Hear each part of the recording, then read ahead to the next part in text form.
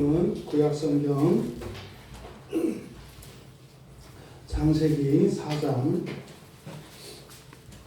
8절에서 16절까지입니다. 창세기 4장 8절에서 16절까지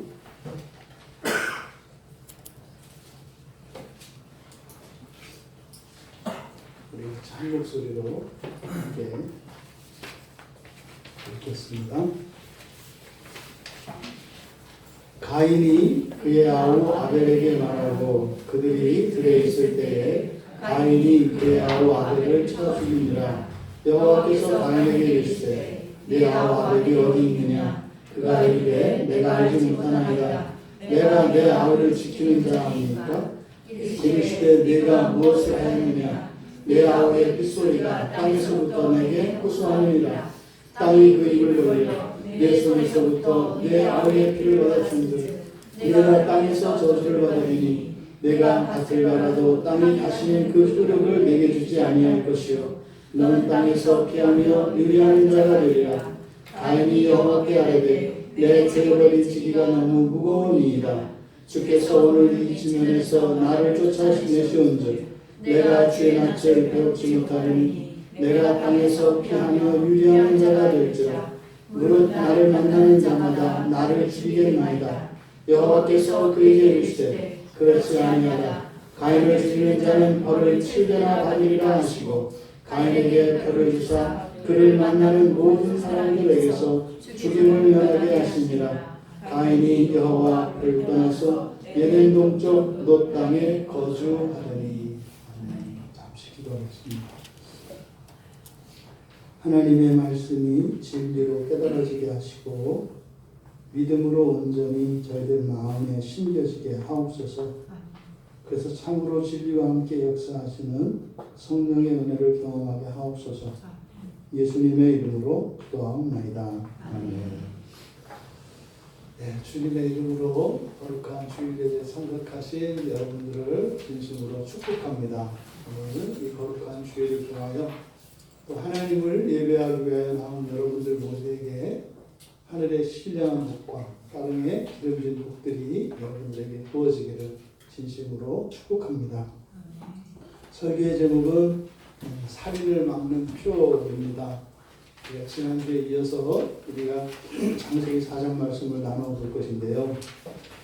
지난주 우리들이 이 세상에 일어난 최초의 살인사건, 그 살인사건의 그 배경과 그 과정들을 우리가 살펴보았습니다.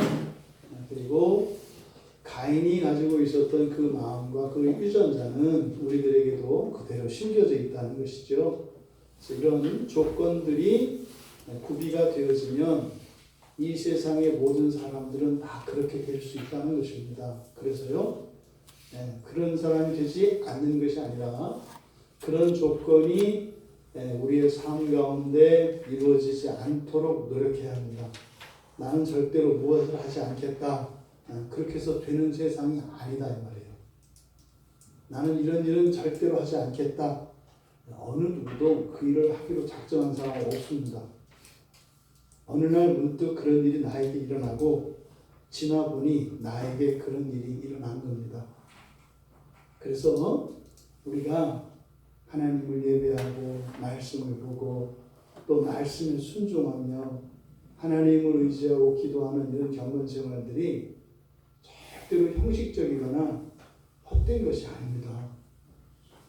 여러분들의 이런 경건의 실천들은 여러분들의 삶 속에 일어날지도 모르는 모든 불행의 요소들을 제거합니다.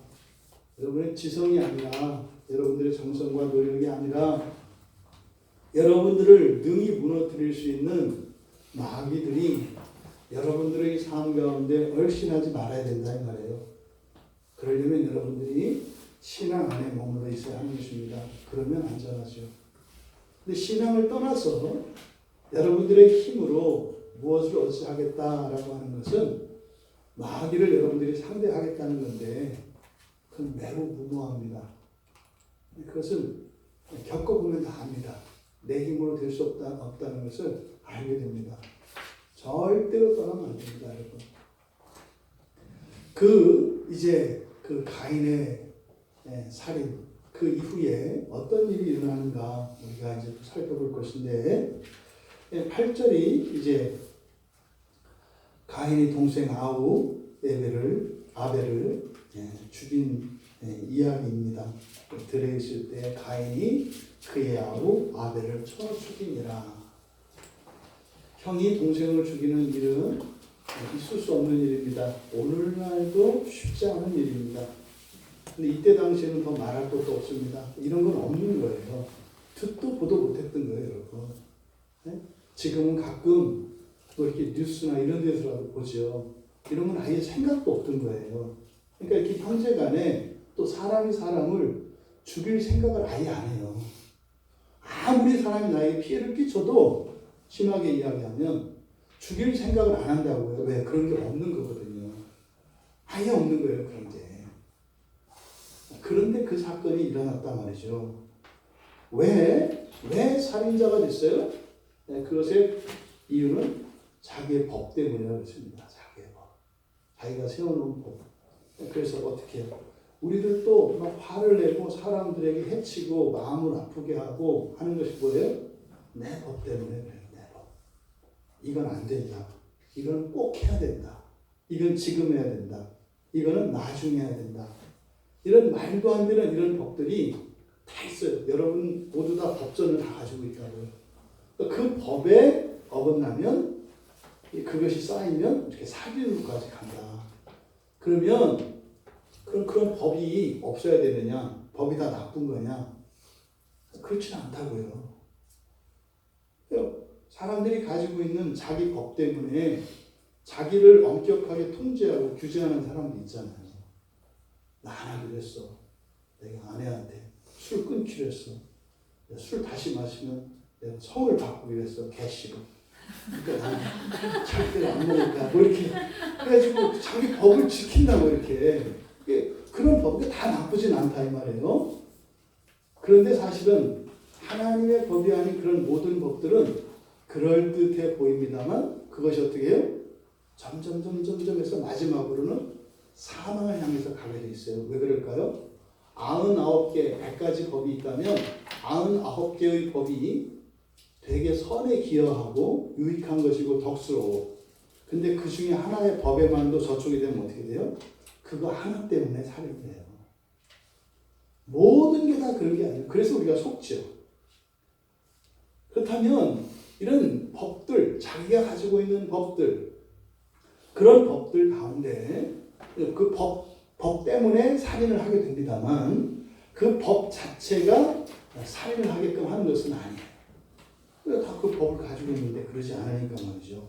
그러면 왜 그 자기 법이 살인으로까지 갈까? 그래서 그 살인하게 되는 그 자기 법, 그래서 그 중간 단계, 좀 더 구체적으로 그 원인을 조금 더 깊이 들어가 보면 오늘 성경에 뭐라고 되어 있냐면 8절 끝에 그의 아우 아벨을 어떻게 했다고 되어 있어요?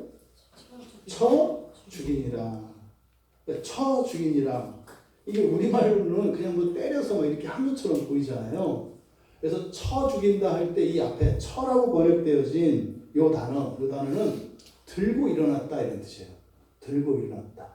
우리나라가 일본에게 나라를 빼앗겼던 적이 있어요. 나라님들이 오히려 그 일본에 야합하고 그러니까 농민들과 민초들이 어떻게 했어요? 들고 일어났죠. 들고 일어났죠. 그러니까 여기서 지금 쳐라고 하는 이 말이 그 말이에요. 그러니까 죽이기는 죽였는데 왜 죽였다는 거예요? 잘못에 대하여 응징하기 위해서 죽였다는 거예요. 여기 지금 쳐 죽였다는 말이에요. 그러니까 지금 이것은 가인의 입장을 대변한다 그랬어요. 가인이 동생을 죽인 이유가 뭐라고요? 아벨이 잘못했기 때문이라는 거예요. 가인이 볼 때 자기의 동생 아벨은요, 죽이지 않을 수 없는 절대 악과 같이 여겨졌다고요. 아벨이. 그래서 어떻게 해요? 가인은 의로운 분노를 일으켰다는 거예요. 의로운 분노를 일으켜서 동생을 죽였다는 거예요. 여러분, 이렇게 죄에 잡히면 말입니다. 믿음으로 제물을 드린 아벨, 그렇게 믿음으로 하나님 앞에 선한 행동들이 악하게 보여요. 그래서 인류 역사 속에서 수많은 기독교 순교자들이 나오는 것은 왜 그래요? 그들이 악하다고 보기 때문이에요. 왜 종교 지도자들이 예수님을 십자가에 못 박아요? 악하다고 보는 거예요. 조금만 생각하면 그렇지 않다는 거 알거든요. 그런데요, 악하다고 생각이 드는 거예요. 왜 그럴까요? 분노가 그렇게 만듭니다. 우리의 감정이 이렇게 분노가 일어나면 이렇게 여러 가지를 따지지 않아요. 하나로 응집이 됩니다. 그래서 어떻게 해요? 이건 악하다. 그래서 정의의 이름으로 처단을 하는 거예요. 지금 가인은 아벨을 죽일 때 어떻게 해요? 떳떳했다 이 말이에요. 의로운 분노로 죽였다 이 말이에요. 그러니까 친동생을 죽인 것은 사실상 살인 자체가 끔찍한 것입니다만 사실은 친동생을 죽였다는 것은 더 잔인하죠. 그렇잖아요. 낯선 타인, 또 심한 경우에는 원수들을 죽였을 경우는 잘했다고 하잖아요. 그런데 자기 친동생을 죽였다는 것은 더 잔인합니다. 근데 말입니다. 이런 잔인함이 이게 입장을 바꾸면은요, 오히려 그의 의로움을 더 부각시켜요. 무슨 말인가 하면, 가인이 잘못한 것이라면 아주 더 나쁘게 하죠. 동생을 죽인 것이. 하지만 가인이 의로운 행동이었다면 어떻게 돼요? 더 의롭게 된다고요. 왜요? 동생인데도 불구하고 의를 위하여 죽인 게 되니까. 그럼 무슨 말이에요? 눈물을 머금고 가슴이 찢어지는데도 어떻게 했다는 거예요? 정의를 위해서 자식을 죽였다는 거예요. 이 가인의 입장에서. 그러니까요, 상식적으로는 도저히 이해할 수 없는 일이 일어나는 것이 뭐예요? 이렇게 가치가 전도돼 버리면, 선과 악이 바뀌어 버리면 이렇게 되는 겁니다. 그러니까 인간 안에 이런 폭력성과 이런 죄성이 감정에 의해서 바뀌어 버리면 이렇게 끔찍한 죄를 저지름에도 불구하고 그것은 마치 어떻게 해요? 의로운 일, 선한 일을 하는 것으로 착각을 하게 만든다 이 말입니다. 하지만 가인은 스스로 생각하기에 자기가 정의를 실현하기 위해서 그렇게 피눈물을 흘리며 동생을 죽였다고 착각했습니다. 그것은요, 마귀의 뜻대로 한 일이었죠. 이거는 가인 자신의 뜻대로 한 게 아닙니다. 가인은 그때의 생각으로는 자기가 판단을 해서 그것이 의로운 일이기 때문에 나지 못해서 눈물을 머금고 그 일을 해야 된다고 생각을 했습니다만 사실은 그것은 마귀에게 속아서 그렇게 한 것이에요. 그래서 요한일서 3장 12절에서 이야기를 한다고요. 가인같이 하지 마라. 그는 악한 자에 속하여 그 아우를 죽였다. 그렇게 가인이 했는데 가인이 왜 했다고요? 악한 자에게 속했어. 악한 자는 누구예요? 마귀를 말한다고요. 근데 마귀에게 잡혀가지고 어떻게 그런 일을 했느냐? 자기의 행위는 악하고 그의 행위는 의로움이라. 이게 무슨 말이에요? 악한 자기의 행위가 선하다고 생각되고 선한 그의 행위가 의롭다고 생각되었기 때문에 그렇게 했다 이 말이에요. 이게 마귀가 하는 짓이에요. 개인이 안에서 일으키는 사사로운 분노, 그리고 개인적인 정의감, 이런 것들은 인류 구원을 위해서 여자의 후손이 태어나는 것을 미연에 방지하기 위해서 사단이 일으키는 방식이에요. 무슨 말이냐면 아담과 하와가 타락을 했을 때 하나님께서 여인의 후손을 통해서 뱀의 머리를 밟겠다. 다시 말해서 뭐예요? 사람의 아들을 통해서 사람을 꼬드겨서 죄를 짓게 했던 그 뱀, 그 사탄의 머리를 밟아버리겠다, 없애버리겠다 이 말이에요. 하나님께서 말씀하셨다고. 이걸 원시복음이라고 합니다. 그러니까 하나님의 말씀을 들은 사탄이 그때부터 어떻게 하는 거예요? 씨를 말려야 되는 거예요. 씨를. 왜? 내 머리를 밟게 될 사람의 아들이 태어나면 안 돼. 여자의 아들이. 그래서 어떻게 돼요? 여자로부터 나오는 아들을 죽여야 된다고요. 지금 여기서 1차적으로 사단이 가인을 붙잡아서 가인으로 하여금 바로 그 일을 1차적으로 성공을 거두었죠. 이 세상에 일어난 모든 살인사건이 뭐라고요? 바로 그겁니다. 하나님의 구원을 막는 일이에요. 하나님의 구원을. 이것이 사단이 일으키는, 여러분들이 누구를 미워하고 누구를 때리고 하는 것은 뭐예요? 다 구원을 막기 위한 사단의 술책입니다. 그게 당사자 간에 뭐 그럴 만한 이유가 있어서 그런 게 아니에요. 그게 아니라고요. 그러니까요, 사람 사이에서 일어나는 일입니다만 이것은 다 영적인 일이다. 이 사실을 우리가 기억해야 합니다. 여러분, 하나님께서도 이런 일을 하셨죠. 하나님께서도. 지금 가인이 동생을 죽였어요. 근데 하나님은 어떻게 하셨어요? 하나님은 어떻게 하셨냐고요? 하나님의 독생자 예수를 십자가에 내주셨잖아요. 네? 그러니까 어떤 사람들이 보면 비기독교인들이 기독교를 보면 되게 잔인한 종교예요. 뭐 그런 신이 다 있어요.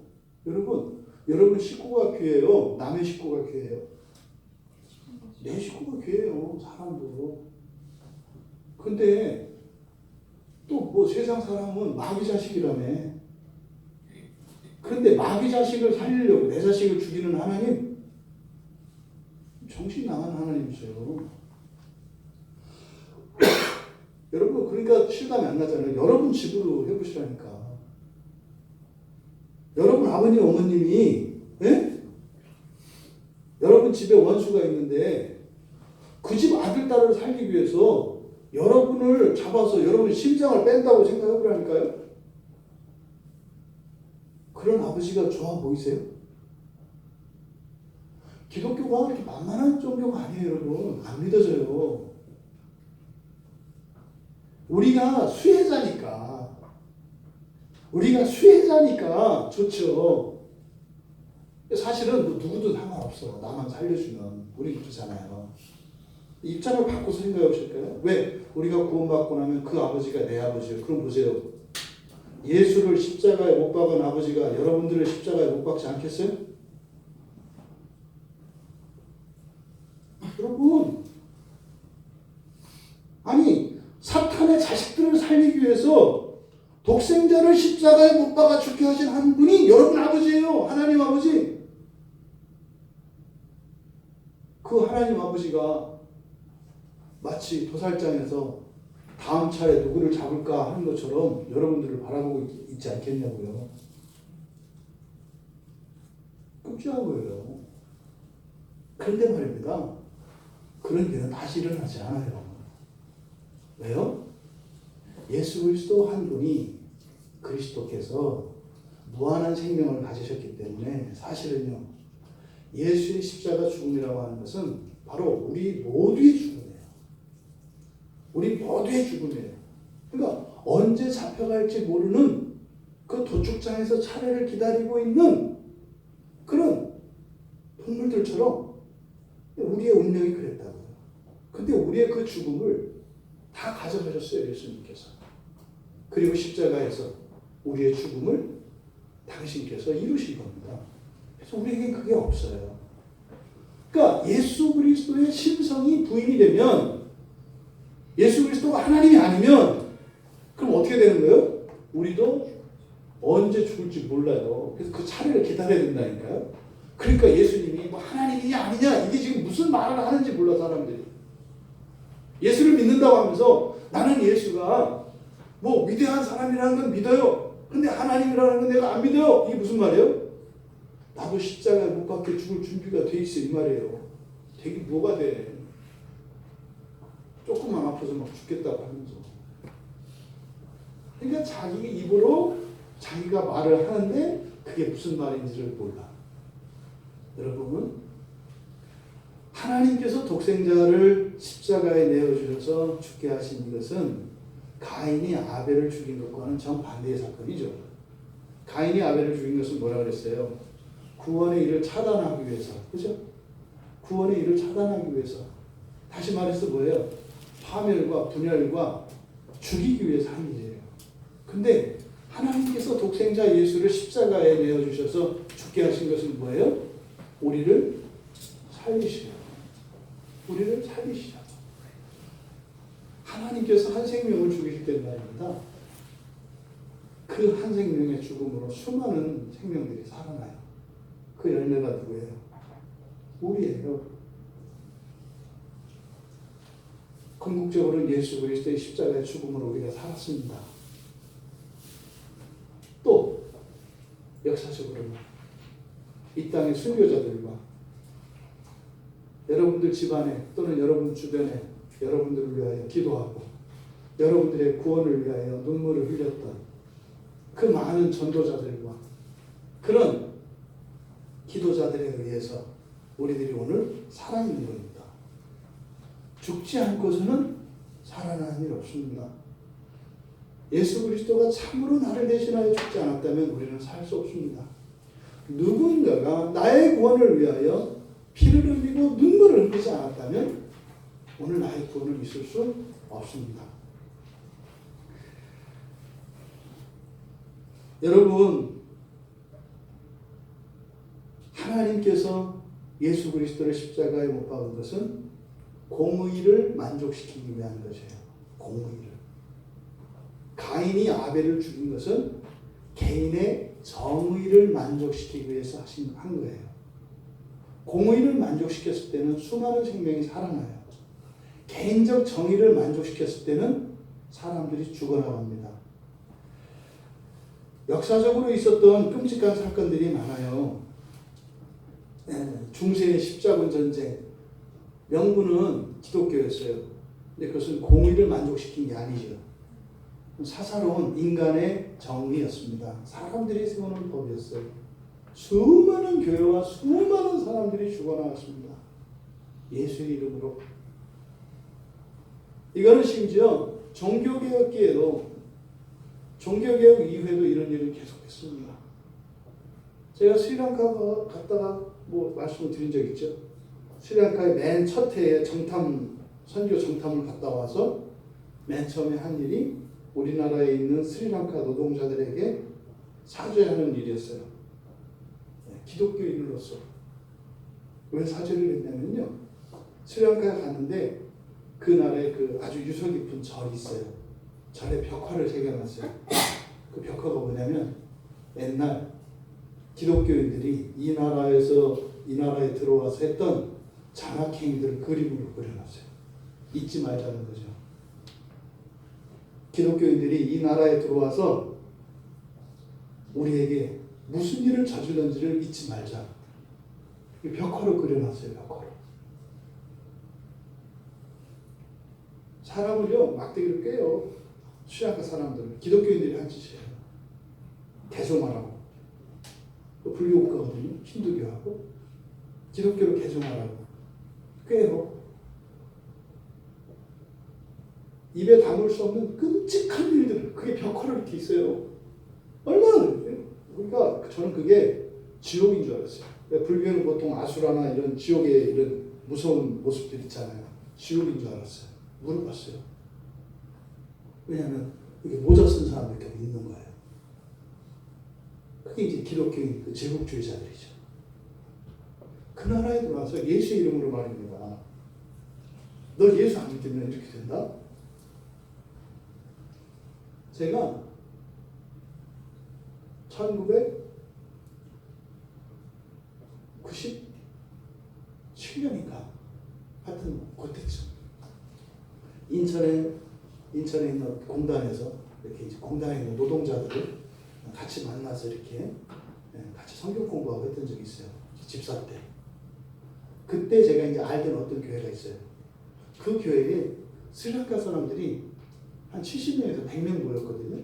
스리랑카 사람들이. 근데 어느 날 확 사라졌어요. 그 사람들이. 스리랑카 사람들이. 매주마다 한 70명에서 100명씩 와가지고 막 찬양하고 예배하고 이러던 사람들이 어느 주일날 아무도 안 오는 거예요. 없어졌어요. 그 미스테리였거든요. 도대체 이게 무슨 일인가. 그리고 그냥 미스테리로 남았죠. 그 사람들 다시 만난 적도 없으니까. 그런데 스리랑카 갔다 와서 그걸 보고 스리랑카 노동자들한테 기독교가 당신네 나라에 저질렀던 그것에 대해서 미안하다. 나도 기독교인이니까. 우리나라 사람들이 이렇게 한 건 아니지만 어쨌든 똑같은 예수를 믿는 사람들이 한 거니까 진심으로 미안하다. 잘못했다. 용서해줘라. 이렇게 얘기했어요. 그렇게 하면서 스리랑카 분들하고 좀 가까워졌거든요. 그게 나중에 옛날에 그 교회에서 스리랑카 사람들이 하루아침에 나오지 않았던 이 이유를 제가 알게 된 거예요. 그분들은요, 기독교인에 대한 반감이 있어요. 우리나라 사람들이 일본 사람이라고 안 하잖아요.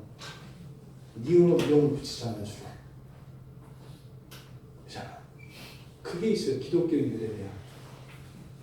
이게요, 바로 뭐예요? 사람이 만든 정의를 이루기 위해서 이런 일들이 역사 속에서 끊임없이 일어나요. 끊임없이. 여러분들이 잘 모르는 사람들이 의외로 잘 모르더라고요. 세계 2차 대전을 일으킨 히틀러가 기독교인이에요. 아시나요? 히틀러가 기독교인이에요. 기독교인. 그 사람들이 그 나치의 문장 아시죠? 그걸 이렇게 절에서 그걸 사용해서 만이라고 하잖아요. 그게 십자가예요.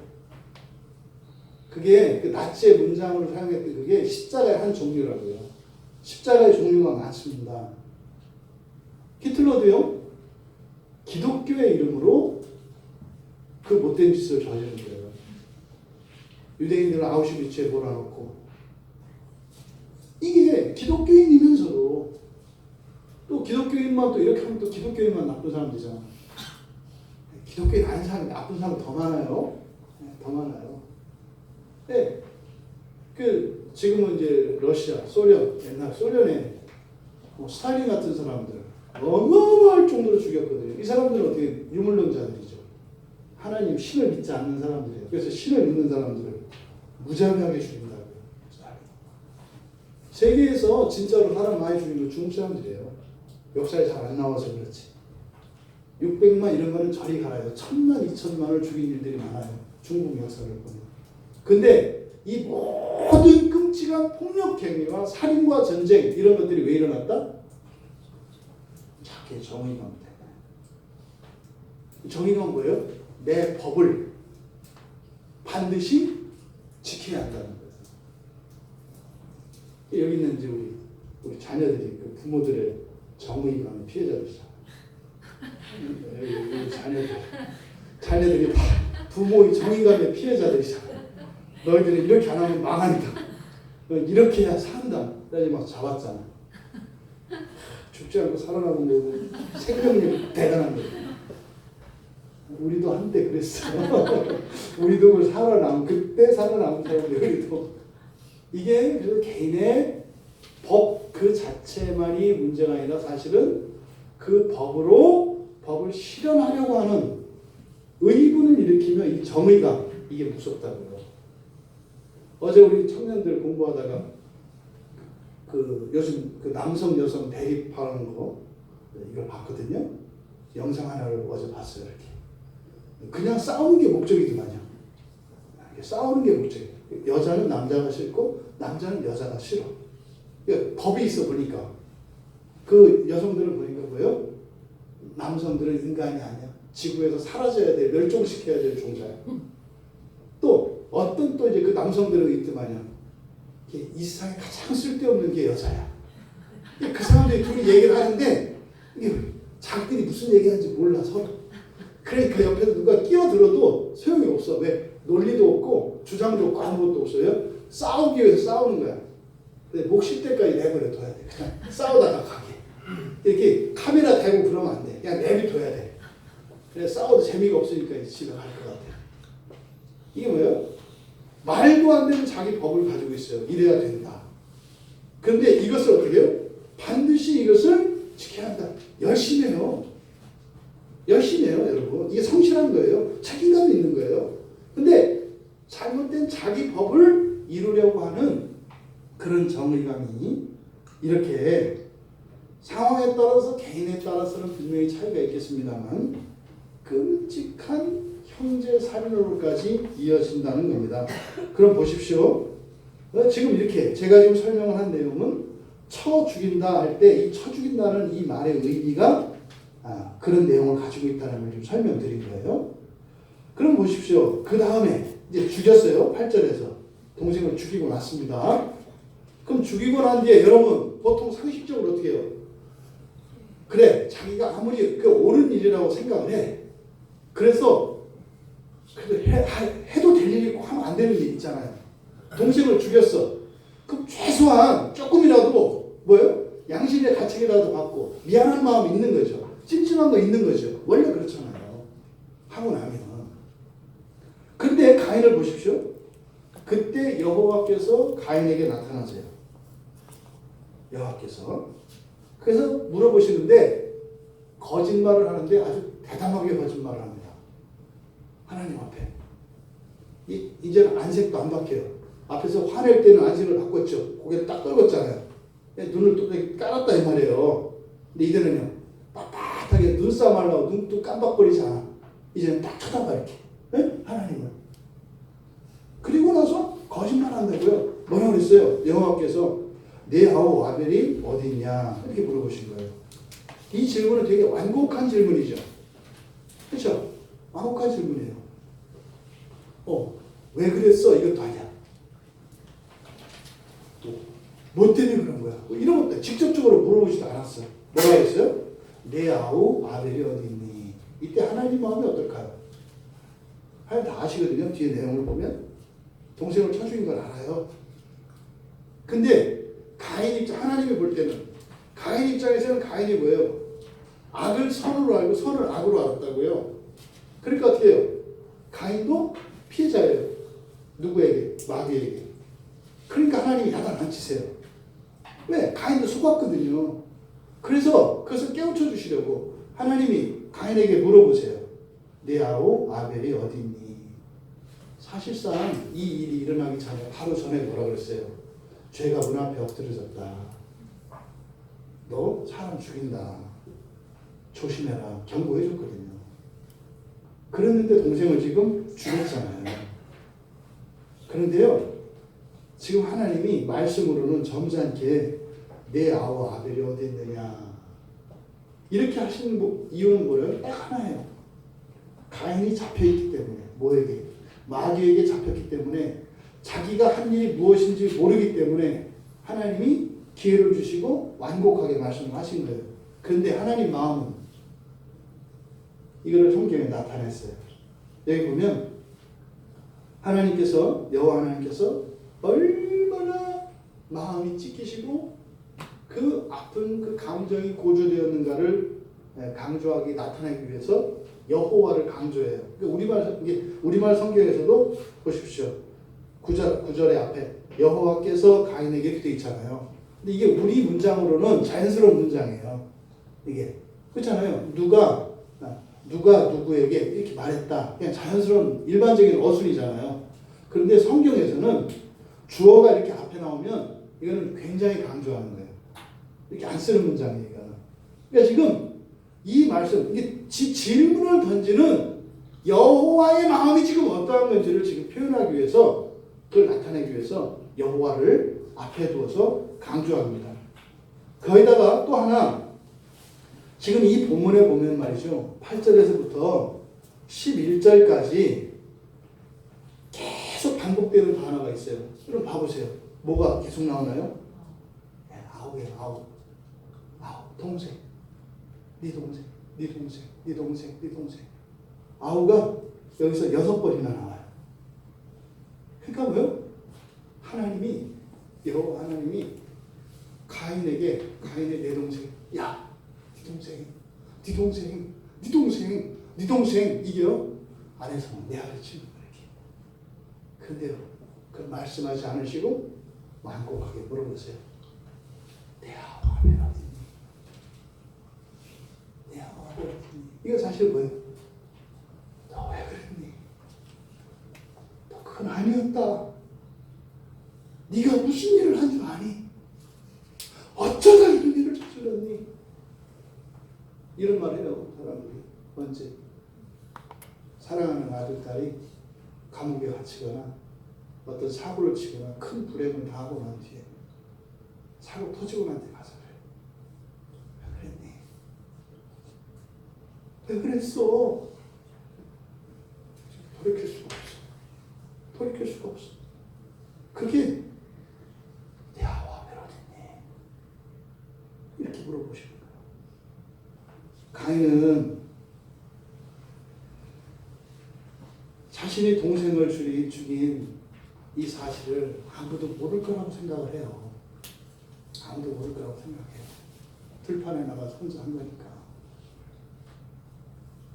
심지어 지금 하나님께서 이것을 내가 알고 있다라고 하는 것을 넌지시 말씀해 주셨는데도 불구하고 전혀 자기의 잘못을 깨닫지 못하고 있어요. 왜요? 그의 대답이 뭐라고 그래요? 나는 알지 못합니다. 이렇게 알지 못합니다. 이렇게 했는데 여기는 완료형으로 되어 있어요. 완료형은 뭐예요? 애시당초 몰랐다 이 말이에요. 나 가인이 아벨이 어디 있는지도 모르고 본 적도 없어요. 지금 이렇게 얘기하는 거예요. 누가 생뚱맞게 나한테 물어보세요. 사실은 이건 뭐겠어요?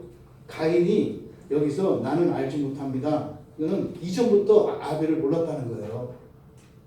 그 이전이 언제겠어요? 하나님이 내 제물을 안 받고 아벨 제물만 받았을 때 하나님 아벨만 이쁘다며요. 난 신경도 안 쓰잖아요. 하나님 왜 나한테 물어보세요? 그렇게 이쁜 아벨한테 물어보시지.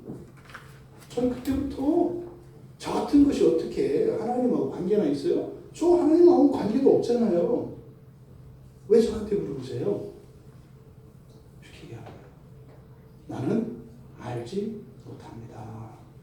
그러니까요, 동생을 죽인 그 살인 사건에 대해서 감추고 거짓말할 뿐만 아니라 한 발자국 더 나가서 하나님을 기만하고 있어요. 지금 보십시오.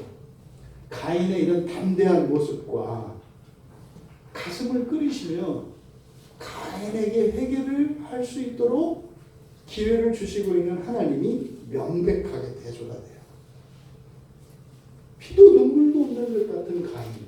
그러면서도 어떻게 해요? 오히려 당당한. 근데 어떻게 해요? 심판하시고 진노하셔야 할 하나님이시지만 아주 부드러운 것 같은. 그리고 아무것도 모르는 것 같은. 그리고 어떻게 해요? 신락 같은 그 소망이라도 가인에게 그 회개가 일어나기를 바라는 하나님과 가인이 완벽하게 대조가 됩니다. 분노하셔야 할 여호와는 참으십니다. 회개해야 할 가인은 오히려 하나님을 기만하고 있습니다. 이렇게 담대하게 거짓말을 하는 것을 통해서 죄가 점점 자라나고 있는 것을 봅니다. 죄가 커지고 있어요. 여러분, 죄를 우리가 회개하고 돌이키지 않으면 절대 멈춰서지 않습니다. 굴러갑니다. 눈덩이처럼. 죄는 커지는 거예요. 커지는 거예요. 더 나아가서 이제는 적극적으로 이제 하나님에게 책임을 전가합니다. 뭐라고 해요? 내가 아우를 지키는 자입니까? 내가 아우를 지키는 자입니까? 원래 아벨은 양을 지키는 자죠. 동물이나 지키는 거지 사람을 지키는 게 아니죠. 하나님, 그 잘난 아벨을 뭘 누가 지켜요? 지키기는 하나님이 지키겠지. 하나님이 아벨만 이쁘시다며요. 그럼 하나님이 지키셔야지. 그리고 저 같은 이렇게 못난이, 변변히 재물 하나 하나님께서 드리지 못하는 저한테 그걸 왜 물어보세요? 그러니까 이거는요, 동생을 살해했음에도 불구하고 자신의 그 살해 행위에 대한 책임은 고사하고 일말의 죄책감도 갖지 않아요. 이거를 지금 이 성경에서는 어떻게 표현하고 있냐면, 지난주에 우리가 보았던 것처럼 여기서 말하다, 이르시되라고 하는 아마를, 이거는 뭐라고 했어요? 창조행위라고 했죠. 창조행위. 지금 계속 하나님에게 가인이 말하고 있어요. 계속 말하고 있어요. 이게 죄인의 입장이 아니에요. 뭐예요? 여전히 하나님과 동등한 창조주 입장에서 하나님하고 좀 논쟁을 하고 있는 거예요. 이렇게. 뭐예요? 이 책임을 누구에게 있다? 가인은 당신에게 있잖아요. 말해요. 당신에게 있잖아요. 8절과 9절, 10절, 13절, 15절 계속 이 말하다라고 하는 이 아마르 동사가 여기에서 반복해서 계속 사용됩니다. 그리고 또한 되묻잖아요. 내가 아우를 지키는 자입니까? 이렇게 되물음으로써 가인은 뭐겠어요? 사실은 형으로서 동생에 대해서 갖는 그냥 당연한 책임이고 의무죠. 들판에 동생을 데리고 형이 나갔으면 형이 동생을 챙겨주는 거는 그냥 뭐 당연한 거예요. 의무고 책임이라는 것도 없어. 원래 그냥 그런 거예요. 넘어지면 일으켜주고 아프냐고 물어보고 피 닦아주고 그런 거예요. 그런데 가인은 자신에게는 그런 책임도 그런 의무도 없다. 뭐 이런 정도가 아니라 그거를 하나님이 하셔야 할 일인데 그걸 나한테 와서 왜 모르세요? 어떻게요? 내가 아벨을 죽인 것은 누구 잘못이에요? 하나님 잘못입니다. 이렇게 또 믿는 거예요. 살인한 이후에 여러분, 우리들이 일상생활에서 작은 죄를 져요. 가볍게 생각하지 마세요. 그 죄는 가벼울 수 있어요. 근데 어떻게 해요? 이거는요, 잘한다니까요.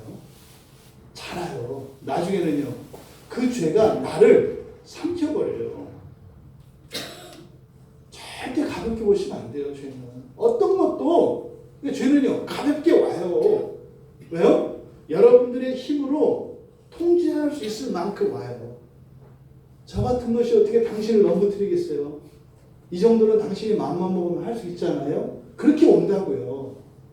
그러니까 실제로요, 내가 안 하자고 하면 안 하고, 통제할 수가 있다니까요. 그러니까 이거는 뭐예요? 내 손 안에 있다고 생각을 한다고요. 그 아편이나 이런 거 중독시킬 때 처음부터 중독 안 시킨다니까요. 조금 먹으면 이게 건강에 그렇게 좋다네. 요즘 자매님들은 피부에 좋다고 그러면 다 넘어갈 가능성이 많아. 이거 아편인데 사용법만 잘 지키면 이게 그렇게 좋대. 다이어트 최고래. 이렇게 하면 3번만 먹으면 10kg. 그것도 필요 없는 거, 원하는 부위만. 요거 여기다가 요거를 섞어서 먹으면 부작용은 없고 효과만 있대. 먹을 가능성이 매우 많아요. 거기다 또 어떤 사람이 나와서 또 보여주잖아. 나 3일 5kg. 때로 몰리는 거예요. 이런 식으로 와요. 거기다 어떻게 공짜잖아요. 공짜. 언제까지? 잡을 때까지. 죄가 하는 방식이래요. 이거 하나만, 이거 조금만. 절대 많이 하지 마. 뭐 이렇게 얘기한단 말이에요. 여러분 많이 먹으면 부작용 나요? 절대 그렇게 하면 안 돼요. 절대 안 돼, 절대 안 돼. 이렇게 한단 말이에요. 근데요, 알아서 잡혀요, 알아서. 죄가 역사하는 방식이에요. 지금 살인을 하고 하나님께 대담하게 거짓말을 하고 이제는 책임까지 하나님에게 전가시키고 있습니다. 하나님이 가인에게 기회를 주셨잖아요. 돌이킬 수 있는 기회를. 이제는요, 죄가 가인을 먹어버렸어요. 적극적으로 하나님을 대적하잖아요. 이제 하나님께서 적극적으로 그 죄를 이제 벌하십니다. 그 이야기가 이제 10절에서 15절까지예요.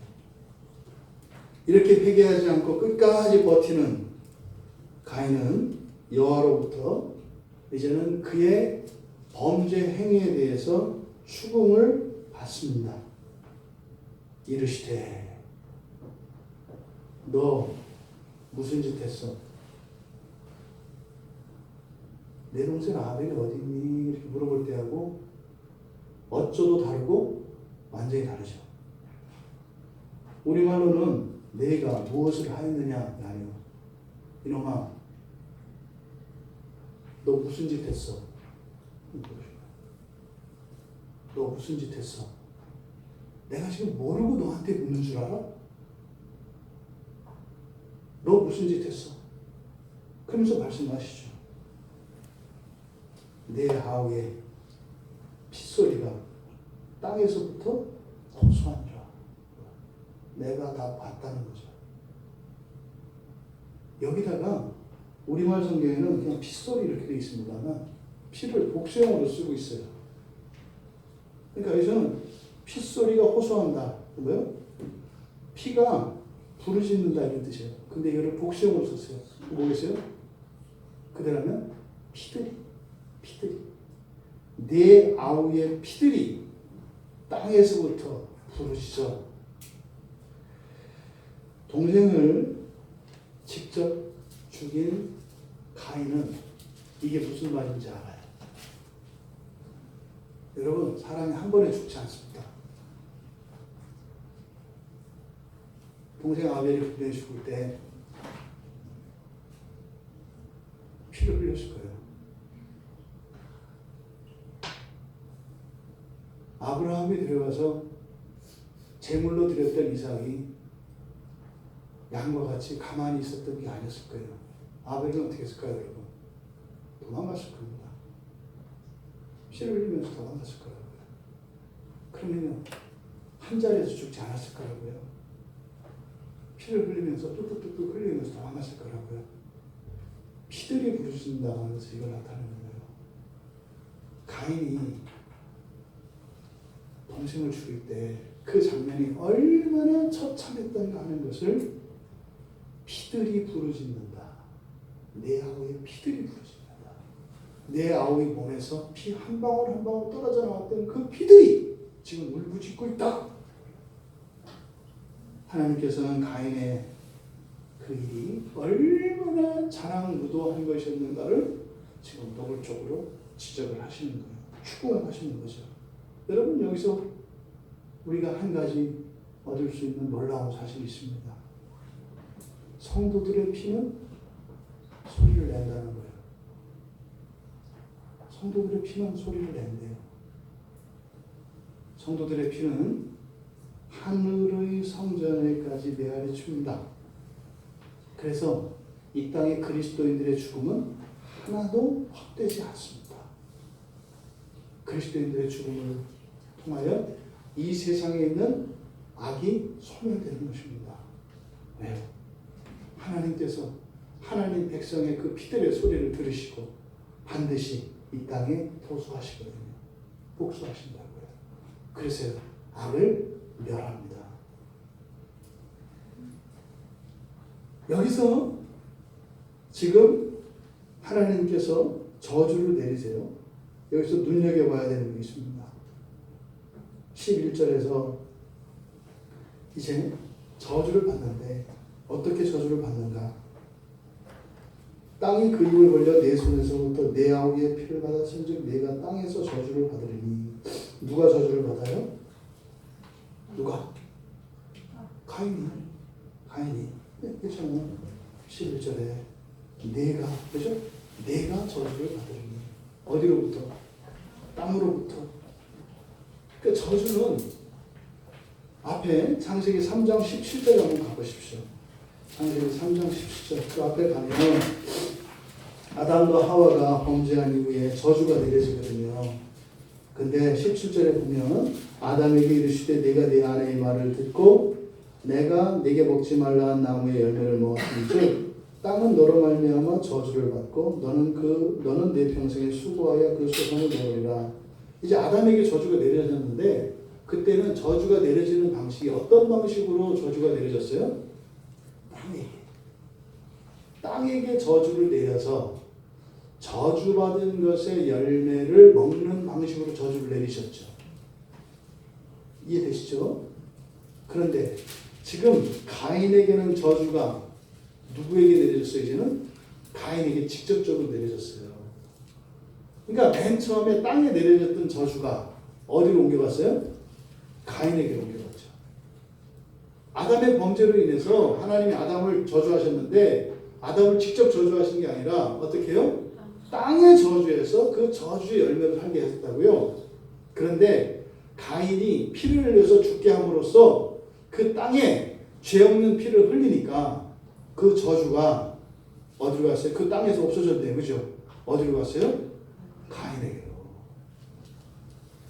지금 가인에게 내려지는 저주는 아담에게 내려진 저주보다 훨씬 더 심각합니다. 그러니까 가인 자체가 저주를 받았다고요. 가인 자체가. 자기 몸에. 그래서 이 저주를 받은 이 가인. 그래서 하나님이 뭐라고 그러셨어요? 그렇게 저주를 받았기 때문에 땅이 효력을 내게 주지 아니할 것이요. 네? 아예 땅이 효력을 발휘하지 않는다요. 그럼 어떻게 살아요? 여러분, 땅에서 원래 가인은 땅을 농사하는 사람이라고요. 그런데 땅이 더 이상 효력을 발휘하지 않는데요. 그럼 어떻게 살아야 되겠어요? 고기를 먹든지 뭘 먹든지 새로운 살 길을 찾아야 될 거 아니에요. 네? 사실은 여기에 지금 가인의 후손들 가면은 이제 음악과 문화, 과학, 기술 이런 문명의 조상들이 이 가인의 후예에서 나와요. 그러니까 지금 가인에게 이렇게 땅의 효력이 다시는 없을 것이다라고 하는 이 말씀은 사실은 뭐겠어요? 앞으로 가인의 후손들은 스스로 살 길을 찾아야 되기 때문에 이런 문명을 만들어내야 한다는 사실이 여기에서 이제 생겨나는 거예요. 그래서 가끔 사람들이 이런 문명이나 문화 이런 것을 악이다 이렇게 얘기를 하는 거죠. 왜? 가인으로부터 시작된 것이기 때문에. 가인이 저주를 받은 결과는 그는 어떻게 됐어요? 땅에서 피하며 유리하는 자가 됩니다. 이것은 육체적인 불편과 어려움만 겪는 게 아니에요. 어떻게 해요? 정착을 못해요. 이거는 몸뿐만이 아닙니다. 마음도 정착을 못해요. 그러니까요, 누구에게 정도 못 줘요. 누구를 믿지도 못해요. 어떤 일도 정착해서 할 수가 없어요. 붕붕 떠다녀요. 이게 저주받은 상황이에요. 이런 걸 우리나라 토속신앙에서 뭐라 그래요? 역마살. 역마살. 가냥 못 있어. 계속 돌아다녀요. 근데 육체만 그런 게 아니라 정신까지. 마음도 어떻게 해요? 오늘은 이 여자가 좋았다가, 오늘은 저 남자가 좋았다가, 오늘은 이 여자가 좋았다가, 저 남자가 좋았다가. 이게 이제 정신적 사랑의 역마살. 이게 뭐예요? 바람기. 이게 영적인 역마살인 거예요. 오늘은 하나님을 예배했다가, 내일은 그냥 술을 예배했다가, 또 어제는 또 뭐 점집에 갔어요. 이게 영적인 역마살. 이게 저주받은 가인에게 이르실 거예요. 저주받은 문명이에요. 그러니까 뭐요? 나도 내 마음을 몰라. 자꾸 나를 물어보지 마. 나도 나를 모르는데 왜 자꾸 나를 물어봐? 이게 뭐요? 저주의 흔적이에요. 저주의 흔적. 가볍게 여기지 마세요. 그랬죠? 여러분 신앙생활에서 예수를 믿고 굉장히 중요한 영적 싸움이 있다. 전쟁을 할 때 굉장히 이 승리의 관건.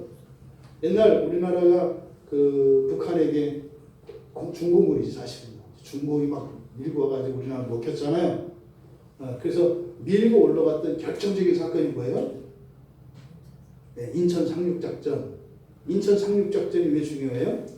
중간에 적의 후방에 이렇게 연합군이 들어올 수 있는 거죠. 그때 가장 중요한 게 뭐예요? 인천의 갯벌을 뚫고 가서 진지를 구축하는 거예요. 이걸 뭐라 그래요? 교두보라 그래요. 교두보가 구축이 돼야 보급품이나 물자들이 실은 배들이 올 수 있고 병사들이 내릴 수가 있어. 그래서 여기서 이제 밀고 갈 수 있잖아요. 그러니까 교두보가 생겨야 비로소 전쟁을 할 수 있는 거예요, 사실은. 전투를 할 수 있는 전투를. 그러니까 교두보가 생기기 전까지는 어마어마하게 쏟아부어야 돼요. 하늘에서 폭탄 떨어뜨리고 배에서 함포를 쏘고 어마어마하게 해야 돼요. 근데요, 전쟁의 승리는 누가 하는 거예요? 땅개가 하는 거예요, 땅개. 땅개는 육군이 하는 거예요. 육군이 위대한 거예요. 땅을 밟아야 돼, 땅을. 육군이. 아무리 폭탄을 쏘고 해도요, 마지막에 누군가가 두 발을 딛고 그 땅을 밟고 그 자리를 걸어가서 진지를 구축해 우리 땅이 된다 이 말이에요. 여러분들이 예수를 믿어요. 수많은 사람들이 믿어요. 하지만 조금이요. 조금인데 많아. 근데 그 가운데 사람들이 교두보를 가지고 있는 사람이 몇 안 돼요. 교두보는 뭐예요? 영적인 싸움을 가지고 정말 예수가 나한테 준 구원을 가지고 실제적으로 삶에서 그것을 먹고 그 자양분으로 힘을 얻고 하는 사람들은 많지 않아요. 왜요? 이 교두보가 없기 때문에. 예수 믿고 구원받았다는 건 뭐겠어요? 이 저주가 풀리는 거예요. 그러니까 모든 것을 바꾸세요 이게 아니에요. 최소한 어떻게 해요? 자기의 삶 속에 작은 변화가, 이 변화는 뭐겠어요? 양보되지 않는 변화예요. 양보되지 않는 변화. 이 영적인 교두보가 생겨야 돼요. 그러면 말입니다. 여기에 신성한 그 하나님의 능력이 부어져요. 지금 올해 수능이 지금 난리거든요. 제가 그랬어요. 이제 어제 우리도 수험생이 하나 있으니까. 이제 아내랑 이야기하다가 이거 기도 싸움이다. 흔히 말하는 운빨이라고 하는데 기도 싸움이에요. 오늘 우리 영주가 오기를 기다렸어. 진짜로 기도 싸움이에요. 이거는 마치 중국의 5, 16국 시대와 같은 상황이거든요. 실력으로 가는 게 아니에요. 이거는. 왜? 알 수가 없어. 왜? 어디에 어떤 학생들이 몰리냐에 따라서 나보다 실력이 더 안 좋은 아이가 더 이렇게 조금 실력이 있어야 가는 학교에 갈 수도 있고, 훨씬 실력이 좋은 아이가 훨씬 못한 학교에 갈 수도 있어요. 아마 그래서 내년도 학원의 전망 높습니다. 겁나서 하향 지원했다가 들어가 보니까 마음에 안 들어서 재수를 하든지 반수를 하게 되는. 그래서 내년도 입시 학원의 경제 전망은 밝아요. 기도 싸움이라는 거예요. 기도하세요. 정말. 그러려면 뭐예요? 이런 일이, 여러분 사업도 마찬가지입니다. 지금 경제적으로 많이 어렵잖아요. 불투명하잖아요. 그러면요, 이 세상에서는 알 수 없어요. 어떻게 될지 몰라요. 하루아침에. 근데요, 영적인 교두보가 만들어진 사람들은 이럴 때 힘을 발휘하는 거예요. 이럴 때. 여러분, 문제 없을 땐 괜찮아요. 근데 중요한 건 뭐예요? 문제가 있을 때, 문제가 생겼을 때 여기서 죽어요, 잘못하면. 영적인 교두보가 있는 사람들은 이 세상이 물이 없고 길이 없는데 거기서 물을 얻고 길을 찾는다고요. 이게 예수 믿는 사람들에게만 주어진 특권이라니까요. 그 영적 교두보를 다 가지시는 여러분들 되시기를 바랍니다. 그래서 지금 방황한다고 하는 이것은 여러분 우리 인생에 대한 이야기예요. 그 저주받은 인생은요, 환경에 따라서 사람에 따라서 바뀌어요. 내 인생을 살 수 없다 이 말이에요. 근데 구원받은 사람은 하나님의 도움으로, 하나님의 힘으로 내가 이기고 싸울 수 있다 이 말이에요. 네? 우리 우철이가 처음 왔을 때 그랬어요. 회사에서 잘려야 될 상황이었어요. 죽으라고 일을 했는데 돈 많이 벌어졌는데 위기의식을 느껴서 참 거래처 사람들이 나보다 우리 직원을 더 좋아해. 그러니까 불안해. 그러니까 어떻게 해야지? 영향력을 배제시켜야 돼. 그런 상황이죠. 그래서 사실 뭐 이것도 저것도 없는 상황에서 상황이 막 몰아갔죠. 이렇게 있을 수 없는 거. 어차피 또 자기 사업을 해야 되고. 그때 이제 신기하죠. 결정적인 순간에 하나님 앞에 나왔죠. 그 결정적인 순간에. 이건 놀라운 얘기예요. 그때 만약에 하나님 앞에 있지 않았다면 무슨 일이 일어났을지 아무도 몰라요. 정말로 몰라요. 가인이 조금 전에 하나님께서 회개할 수 있도록 기회를 주셨잖아요. 기회가 왔거든요. 받아들이지 않았죠. 그랬더니 어떻게 돼요? 점점 죄가 커갔죠. 그리고 어떻게 해요? 저주가 임했죠. 가인에게. 여러분 인생 안에 하나님이 찾아오실 때가 있어요. 그는요, 기회의 순간이기도 하고 또 하나는 굉장히 위기 상황이기도 한 거예요. 둘 중에 하나입니다. 내가 내 힘으로 어찌할 수 없는 이 현실이 내 앞에 있어. 그때는요, 여러분들 하나님 앞에 있는 거예요. 내가 어찌할 수 없는 이 상황, 이거는 내가 지금 하나님 앞에 있는 거예요. 그때 하나님이 가인에게 부드럽게 물으신 것처럼 무슨 일이니? 무슨 일이니? 그럴 때 고백하고 회개하고 하나님께 손을 내밀어야 돼요. 아, 외롭어요. 왜 그러시는데요? 오늘 어쩐 일이시대요? 저주가. 가인의 길에서 아무도 발견되지 않기를 바랍니다. 이제 육체적인 그리고 삶에서 영적인 이런 안정과 평안을 얻지 못합니다. 이게 가인에게 내려진 저주예요. 땅에서 피하며 유리하는 자가 될 것. 그러니까 있으라 그래도 못 있어요. 있으라 해도 못 있어요. 여러분 막 걸음 걷기 시작한 남자애들을 보세요. 세상에 이렇게 기어다니면서 땅에서만 엎드려도 세상을 보다가 이렇게 서서 세상을 보니까 얼마나 넓은지. 그래서 가만히 서 있지 못하는 거예요. 주체 못하고 뛰어다니고. 세상이 넓을 줄 몰랐어요. 이게 세상인 줄 알았는데 서보니까 넓어. 그러니까 막 뛰어다니잖아요. 커서 그렇게 하면 그게 유리하고 왕왕하는 거예요. 커서 그러고 뛰어다니고. 네?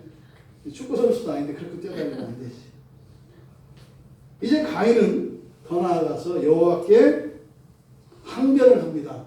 근데 놀라운 사실은 여기서 표를 받아요. 네?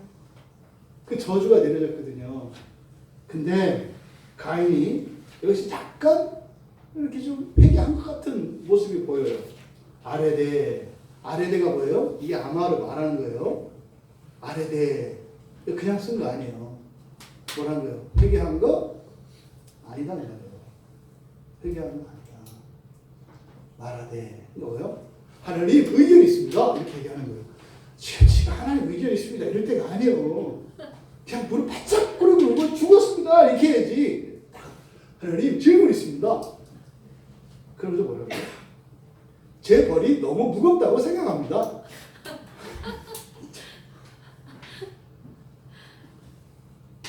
똑바로 하라는 거예요. 재판 똑바로 하라는 거예요. 잘못했다는 거예요. 가인 스스로 의로운 사람이라고 생각하니까 점잖게 말하잖아요. 원래 속마음 보겠어요? 하나님이 돼가지고 재판도 제대로 못하시네요. 이게 가인의 속마음이에요.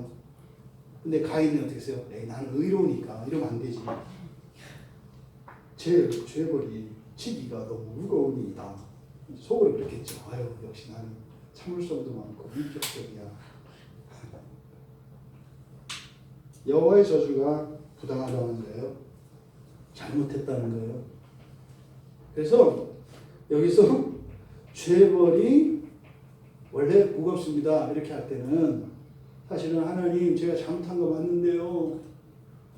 감당할 수 없어요. 하나님 좀 줄여주세요. 이렇게 말할 때는 아다라는 말을 써요. 아다. 말 쓰는 말이 달라요. 그래서 이 아마르라고 하는 것은 항변하는 거예요. 따지는 거예요. 하나님한테. 무릇 나를 만나는 자마다 나를 죽이겠나이다. 이제 우리 가인의 상상력이 이제 발동하기 시작합니다. 네?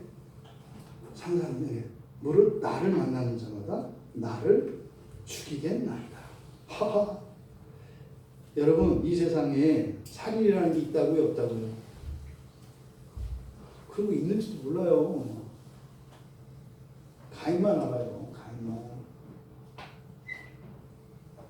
복수라는 거 없어요, 아직. 복수는 뭐한테 지금 살인도 이제 막 일어났는데 복수라는 게 어디 있어요? 자기가 죄를 짓고 나니까 어떻게 해야 돼요? 죄를 알죠. 그러면 누군가 나에게도 그 죄를 저지를 수 있다고 생각을 하게 되죠. 그 죄가 없는 사람들은 여러분 그래서 죄가 없는 사람들은 별로 그렇게 죄에 대해서 생각 안 해요. 발견하면 그냥 회개한다고요. 예전에 제가 청년 때 가난하게 살았어요. 굉장히 그때. 그때 또 분위기가 되게 부자들은 좀 나쁜 사람들이고 그랬어요. 그때 분위기가. 네? 가난하면 착한 거고 불쌍한 거고 부자들은 좀 뭐 이렇게 돈 떼먹는 사람들이고 이런 분위기가 있었어요. 네? 그래서 부자들 알기로 아주 인간 쓰레기로 보던 물론 이제 그런 생각 갖고 있었던 사람들이 지금 청와대에 많이 있어요. 근데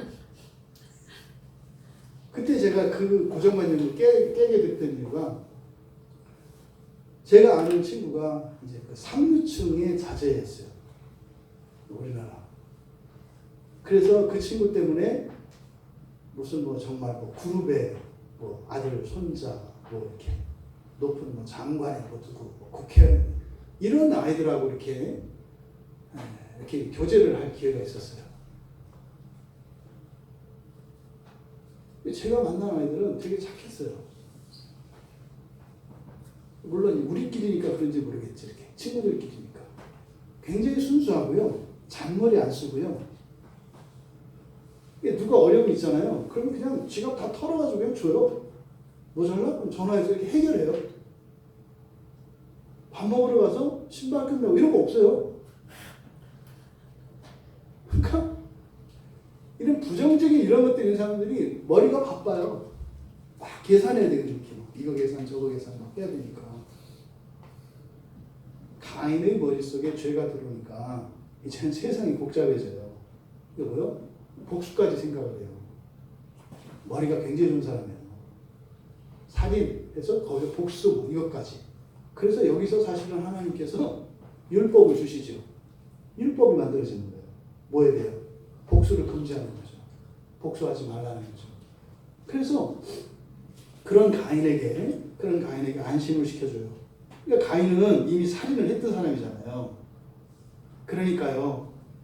자기가 그렇게 누군가에게 죽임을 당하지 않는다고 하는 어떤 안전장치, 확정적인 어떤 증거가 필요했다고요. 그래서 하나님께 자신의 생명의 위협에 대한 안전보장을 요구한다. 이거 보십시오. 자기 생명에 이런 위협을 느낄 정도면 주는 것이 얼마나 악한 것인지 알았을 거 아니에요. 안 그러잖아요. 그러면 동생이 어땠을까를 생각할 수 있을 텐데 생각이 안 나요. 가인은. 오직 자기의 원칙, 자기 중심성에 사로잡혀 있어서 그 생각이 안 나요. 그래서 여호와께서는 복수하는 것에 대해서는 7배의 벌이라고 하는 율법을 주셔요. 그리고 거기에다 함께 표를 주셨다 이렇게 얘기해요. 이 표를 가지고 있으면 죽임을 면할 것이다. 성경에 등장하는 두 번째 표입니다. 이 표가. 이게 오트라 그래서 이게 언약의 징표, 표징으로 사용되는 거예요. 이게 계속 성경에서 굉장히 중요한 것이거든요. 그 다음에 나오는 표가 노아의 홍수 다음에 일어나는 무지개예요. 그 다음 표가. 이거 언약의 표거든요. 언약의 표. 첫 번째 표는 앞에 넷째 날 창조하실 때 하늘에 떠있는 해와 달과 별과 구름, 하늘에 떠있는 별들 이것을 표라고 말씀을 하셔요. 하늘에 떠있는 것들. 그리고 지금 여기서 어쨌든 표를 주셨대요. 이 표는 사실은 언약이죠. 어떤 언약? 하나님께서 지켜주시겠다는 거죠. 마치 이게 무슨 뭐 암행어사 마표처럼 이렇게 하는 게 아니라 하나님께서 절대적으로 안전을 보장하시는 거죠. 이 표가 뭐겠어요? 사실 예수 그리스도를 의미하는 거죠. 죄를 짓고도 죽지 않을 수 있는 그 이유가 뭐예요? 하나님의 약속, 하나님의 표 때문에요. 여러분, 왜 우리가 지난 한 주 동안 죽지 않고, 예? 땅이 갈라져서 우리가 거기에 빠지지 않고, 해일이 덮쳐서 하늘의 별이 떨어져서, 예? 아니면 강도의 칼에 찔려서 죽지 않고 오늘 예배에 나온 줄 아세요? 하나님의 표 때문에 그래요. 오늘 우리가 추수감사절로 보십시오. 지금 요 앞에 있는 요게 지금 올해 한 해 동안, 예, 우리가 추수감사절에 따로 뭐 헌금이나 이런 걸 얘기 안 하는 것은 여러분들이 1년 동안 매주 헌금을 하시잖아요. 매주 헌금을 하셨잖아요. 감사 헌금 했잖아요. 다 하신 거예요, 이미. 따로 안 하셔도 돼. 네? 하셨잖아. 근데 주신 말씀에 대한 이 영적인 하나님의 은혜에 대한 감사를 우리가 따로 하지 못했으니까. 네? 기도를 했지만. 그래서 지금 여기는 성경을 태초에로부터 해서 요한계시록까지 손으로 다 옮겨 쓴 책도 있고, 설교를 다 받아 적은 그 노트도 있고, 주일설교, 주중설교, 새벽설교, 네?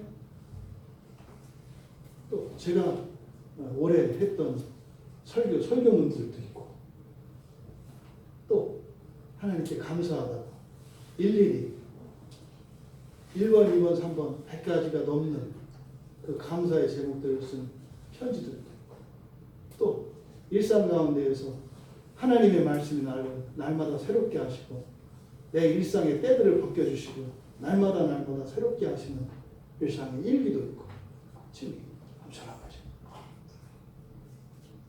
하나님 살아계신 증거고, 하나님의 표예요. 하나님의 표를 가지고 살아가는 분들이 여러분들인 거죠. 지금 죄를 짓고 회개하지 않고 저주가 선언되었습니다만, 하나님은 가인을 아직 버리지 않으셨어요. 역마살 떼어서 막 쏴돌러 다니는 이 가인이지만 버리지 않으셨어요. 이 표를 들고 오면 뭐겠어요? 주님도 용서하시겠다는 거잖아요. 왜? 이 표를 가지고 있으면 죽지 않는다며요. 주님 앞에 오지 않으면 죽는다며요. 이 표를 들고 주님 앞에 오면 주님이 용서하시겠다는 거 아니에요. 저주를 내렸지만 이 저주는 뭐예요?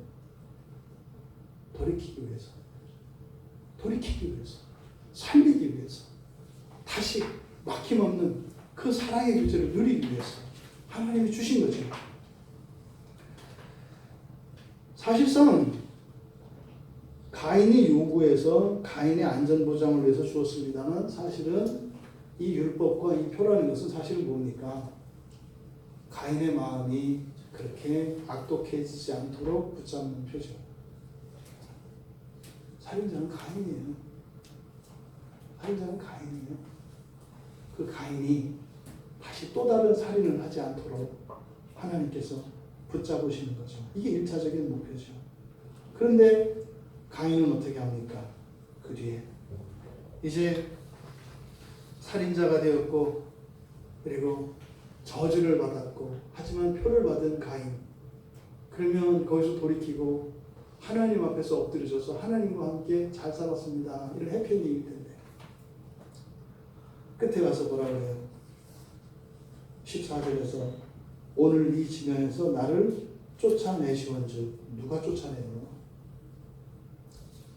안 쫓아냈어요. 네? 안 쫓아냈다고요. 내가 주의 낯을 배웁지 못하리니. 그럼 잘못했다고 하면 되지. 떠나잖아요. 그러니까 이거는 가인이 이참에 우리 헤어집시다 이렇게 얘기를 하는 거예요. 야, 마귀가 지금 가인을 잡고 있다는 것을 알잖아요. 결국은 하나님 앞에 있던 가인은 어떻게 해요? 끄집어내잖아요. 바깥으로 끄집어내잖아요. 여호와를 떠나 거주하게 됩니다. 여러분, 회개의 목적은 하나님 앞에 있는 거예요. 회개는 하나님 앞에서 하는 거예요. 그리고 하나님과 함께 있고자 하는 거예요. 그런데 말은 뭐 나를 쫓아내셨으니까 제가 뭐 순종해서 떠나죠. 뭐 가라면 가지요. 이건 회개가 아니고 순종이 아니라고요. 하나님이 떠나는 회개 그런 건 없습니다. 그러니까 회개하지 않는 순간이고요. 그리고 나서 어떻게 해요? 그 이후 에덴 동쪽 노 땅에 거주하였다. 여러분, 하나님에게서 떠날 수 있는 사람은 아무도 없습니다. 아무도 못 떠납니다. 에덴 동산에서 아담과 하와가 쫓겨났지만 여전히 하나님과 함께 있는 것을 우리가 보게 돼요. 가인이 하나님으로부터 돌아서 어디로 갑니까? 없습니다. 근데 그렇잖아요. 하나님께서 저주를 주셨어요. 땅에서 유리하는 자, 그렇죠? 땅에서 피하고 유리하는 자가 되어야 한다. 그런데 가인은 어떻게 했어요? 정착을 했다고요. 떠나지 말아야 할 하나님에게서 떠나야 할 땅에서 정착하고 있는 가인의 모습. 이런 세상에 예수 그리스도께서 다시 찾아오셨습니다. 우리의 표로. 그래서 예수를 믿고 예수에게 의지하는 자들에게는 이 모든 저주의 삶이 그치고 이제 완전한 하나님과의 평화를 누리며 정말 예수 그리스도로 말미암아 우리에게 허락되어진 그 천국을 향하여 살아가는 거룩한 삶을 시작할 수 있게 되는 것입니다. 여러분, 예수 그리스도는 살인을 막는 표일 뿐더러 우리들로 하여금 우리가 또 다른 범죄를 짓지 않지 않은 표입니다. 그 표를 우리가 우리 손에서 놓아서는 안 됩니다. 우리 마음에서 떠나보내서는 안 됩니다. 여러분, 간곡히 부탁드립니다. 여러분 신앙의 그 표를 여러분들 일상의 경건으로 세우십시오. 많이 하려고 하지 마십시오. 그렇잖아요. 우리가 교회 개척하고 4년 동안 여러분들에게 제가 요구한 것이라기보다는 가르쳐드린 것 하나가 뭐예요? 바로 영적인 교두보를 만드는 일입니다. 수백 년 동안 이 교두보가 안 세워져요. 3대째, 4대째 신앙인데 이 교두보가 없어요. 왜요? 내 하고 싶은 대로 해요. 그러면요, 진짜로 그 사람의 내면과 인생을 속속히 들여다보면 하나님의 구원에 관계가 없어요. 자기 잘난 것만 있어요. 자기 사랑만 있어요. 나는 절대로 힘이 없는데 하나님이 도와주신 게 아니라 자기 능력과 힘으로 살았다고요. 그런 사람. 여러분, 신앙의 교두보를 세우세요. 그래서 뭐라 했어요? 찾아보라고 그랬잖아요. 그죠? 내가 할 수 있는 신앙, 이 일상의 경건의 정도가 어느 정도인가 찾아보라고 했잖아요. 하루에 성경 한 절을 읽는 게 내가 할 수 있는 거냐? 아니면 하루도 안 돼. 이틀에 한 절 읽는 게 내 영적인 교두보냐? 또 기도를 1분 하는 거냐? 2분 하는 거 괜찮단 말이에요. 그리고 주일 예배를 한 달에 한 번이냐? 아니면 매주냐? 이걸 알아야 돼요. 그러니까 내 교두보가 얼만큼인지를 알아야 된다고요. 문제는 내가 누군지를. 그러니까 뭐예요? 내가 지금 신앙생활을 잘하고 있는지 못하고 있는지 몰라. 그러니까 기분에 쓸린다고요. 기분 좋으면 그냥 하나님 은혜 주신 것 같아서 올라가. 아무리 교회를 열심히 나와도 이렇게 막 내 감정이 막 이렇게 꿀꿀하면 뭐 은혜가 없고 뭐 별로 하나님하고 뭐 생각도 없어. 이게 뭐예요? 객관적인 자기 일상이 없기 때문이에요. 그러면 여러분들이 잘한 것과 잘못한 것을 알 수 있어야 돼요. 주일에 교회 나와서 하나님 앞에 예배를 시작하면 우리가 기도할 때 내가 일주일 동안 잘한 것과 잘못한 것이 나에게 깨달아져야 돼요. 그러려면 그 기준이 있어야 되거든요. 하나님의 말씀이 절대적인 기준입니다만 모든 사람들에게 이 하나님의 말씀이 동일한 기준이 되지 않아요. 절대로. 이 중에 몇 가지 말씀 하나 두 개. 뭐예요? 성경에 있는 이 말씀과 내 마음에 새겨진 말씀이 있어요. 똑같은 내용이 있거든요. 이 안에. 네? 근데 뭐예요? 내용은 같아요. 근데 현재 열려있는 말씀. 이게 내 신앙의 교두보거든요. 이걸 알아야 돼요. 그러면요. 잘했으니까 하나님한테 하나님 나 잘했죠? 칭찬해 주세요. 할 수 있다고요. 더 잘하고 싶어요. 이렇게 해요. 또 못했으면 하나님 죄송해요 못했어요. 회개할 수 있잖아요. 근데 와서 기도하면 아무 생각 없고 우주가 펼쳐져. 뭐 그리고 별이 없고 달도 없고 여러분의 신앙의 교도로가 없기 때문이에요. 그래서 여러분이 여러분의 자취를 알아야 된다. 여러분의 자취. 부디 이 표, 가인에게 주었던 이 표, 이것은 바로 예수 그리스도의 예표예요.